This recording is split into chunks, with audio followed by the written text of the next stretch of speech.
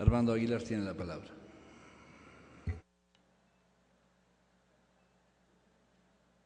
Señor presidente, señoras y señores asambleístas, la Comisión de los Derechos de los Trabajadores y la Seguridad Social hace cerca de 2 años presentó este informe para debate de las reformas al Código de la Niñez y Adolescencia.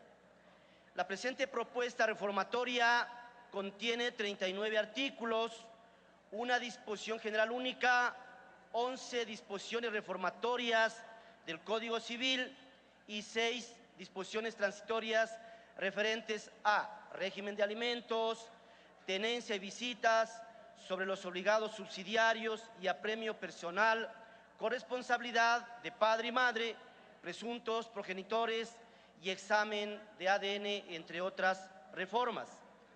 Es fundamental para el análisis, para el debate de estas reformas, que tengamos en cuenta el mandato constitucional, los artículos que garantizan el interés superior del niño, la niña y el adolescente, que me permito en esta presentación citarles para efectos de que en todas las observaciones que se presenten podamos hacer prevalecer precisamente ese interés superior del niño, la niña y el adolescente. Seguimos, por favor. Siguiente. En el tema del régimen de visitas, se define y se entiende por régimen de visitas la facultad que le asiste al padre o madre que no está a cargo del hijo, consiste en mantener con él una relación directa y regular. La ejerce con frecuencia y libertad acostumbrada, o en su caso, mediante el acuerdo de los progenitores u otras personas que se encuentren relacionadas afectivamente con el niño, la niña y el adolescente, ratificados por el juez o jueza. La juez o juez podrá modificar el régimen de visitas en cualquier momento en resguardo de los derechos de los menores. Siguiente.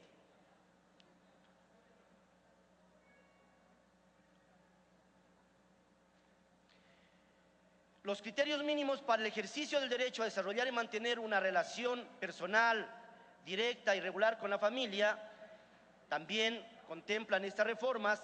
En el caso de los niños, niñas y adolescentes, se encuentra separado de uno o ambos padres, la jueza o el juez garantizará que los acuerdos de los progenitores y las decisiones judiciales se enmarquen dentro de los principios constitucionales de protección de los derechos.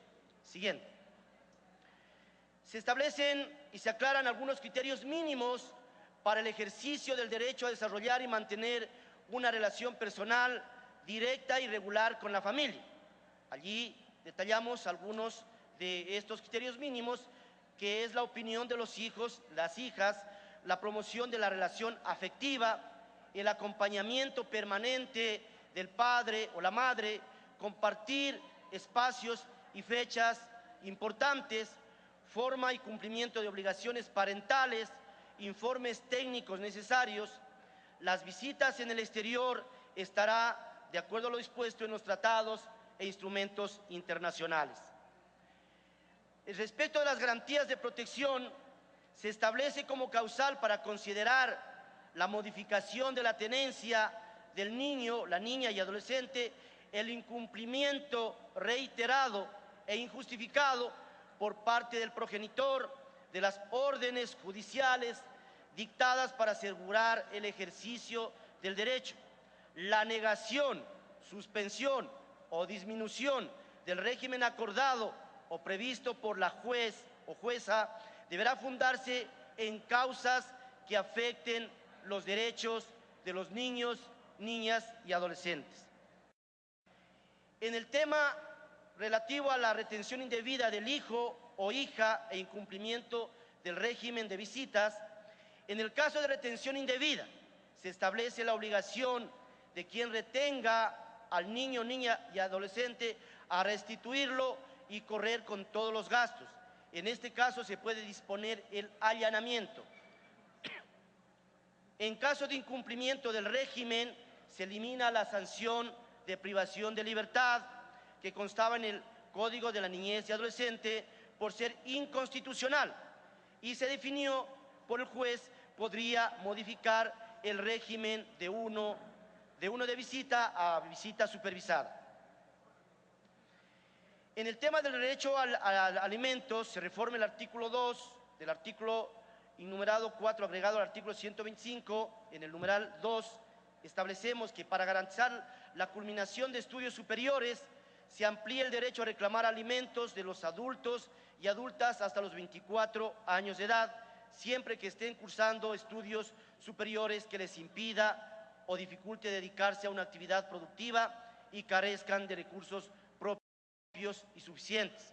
Respecto a esta reforma, hay algunos criterios divergentes que, por supuesto, serán acogidas las distintas observaciones para garantizar los derechos de los niños, niñas y adolescentes, pero también para garantizar los derechos de los alimentantes. Criterios para determinar la prestación de alimentos por parte de los obligados principales y subsidiarios. La reforma dispone que para establecer la pensión alimenticia se deberá tomar en cuenta los ingresos y recursos apreciados con sus ingresos ordinarios y extraordinarios, gastos propios necesarios para su subsistencia y de sus dependientes directos.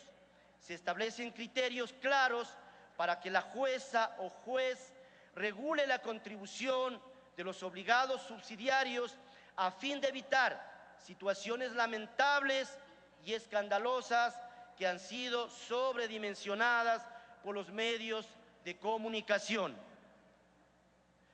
Situación de los presuntos progenitores. Se definen reglas claras que la jueza o el juez deberá aplicar para establecer la filiación o parentesco, para la toma de muestras y el examen de ADN que protege a la niña, niño y adolescente sin violentar derechos de otros. Se prohíbe en esta reforma practicar exámenes de ADN al que está por nacer. Formas de prestar alimentos. Se define con claridad cuáles son las formas de prestar alimentos, sea mediante una suma de dinero que deberá pagarse por mensualidades anticipadas dentro de los 5 primeros días de cada mes, o el pago se realizará también mediante depósito en la cuenta de ahorros o corriente que para ello se señale o previo descuento ordenado al empleador.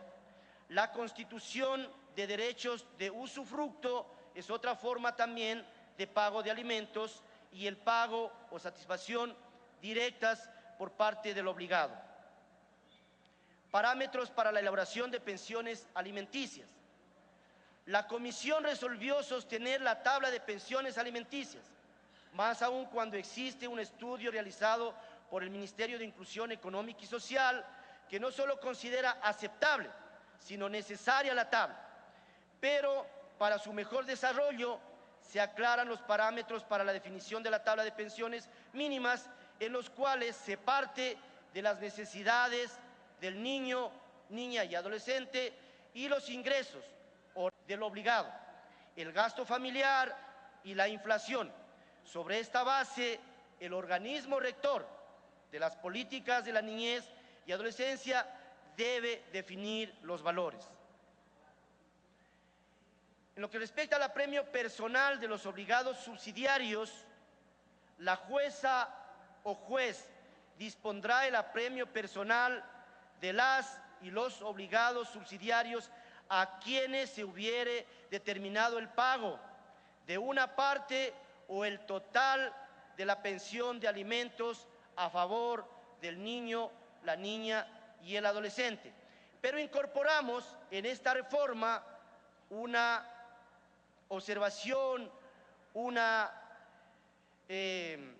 manifestación ciudadana que causó mucho, inclusive conmoción social por la sobredimensión que generaron los medios de comunicación, y aquí disponemos que se ponen limitaciones generales. No pueden ser privados de la libertad quienes hayan cumplido 65 años de edad o que padezcan una enfermedad catastrófica o discapacidad severa. Esto respecto de los obligados subsidiarios. Estas reformas también contienen disposiciones reformatorias al Código Civil.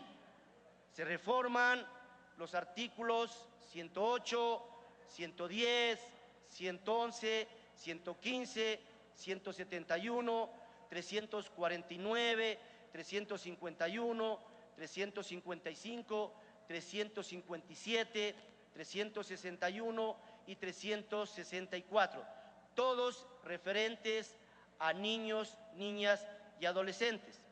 Finalmente, en cuanto a las disposiciones reformatorias que realizan cambios al Código Civil, principalmente se asegura que los asuntos de niños, niñas y adolescentes no sean tratados como un incidente dentro del juicio de divorcio, sino que se les dé la prioridad que deben tener, de acuerdo al mandato constitucional, debiendo ser llevados por cuerda separada con ciertas garantías y protecciones específicas, haciendo prevalecer su interés superior. Señoras y señores asambleístas, en sus manos está la propuesta de reformas.